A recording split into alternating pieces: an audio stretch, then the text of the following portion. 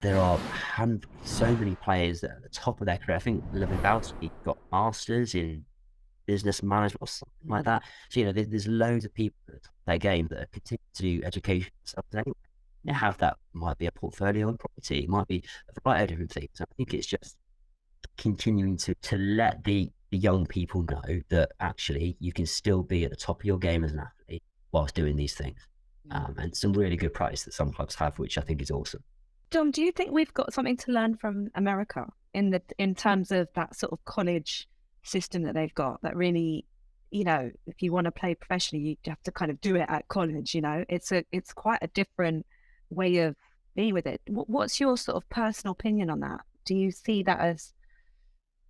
It's really interesting that I think I'll bring in the women's game there as well. So there's increasing numbers of young English footballers coming back from America and then getting signed at the WSL level at sort of 20, 21, 22, that kind of age.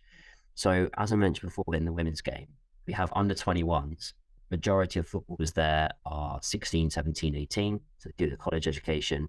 And if they don't get offered let's say like an Arsenal, for example, they don't get offered a contract to play there at the age of 18, very often those individuals are getting fully funded scholarships in America. They go into America, they're doing their studies there, they're playing at a very good collegiate level over there, developing, continuing to develop, and then they come across here. It's a really big ask in the women's game and the WSL for an 18-year-old to just step into a first team, especially at clubs like your Arsenal, Chelsea, Man United. You might have the best players from Scandinavia, the best player from Australia, the best player from wherever. Being an 18-year-old local girl, is the same with the men's, isn't it? Stepping into that level is tough at that age. So we're seeing that a lot with the women's game, probably less so in the men's game. There's a high number that I'm aware of that move over there.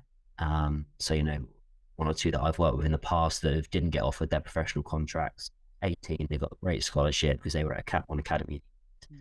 Everything fully funded, everything paid for. They played US soccer, but they then came back and they couldn't then probably break into even actually sort of League One, League Two football. They weren't actually getting opportunities there, so they ended up then going down whatever their major route was, whatever their collegiate route was in terms of a career. But with the women's game, yeah, we do see it a lot more.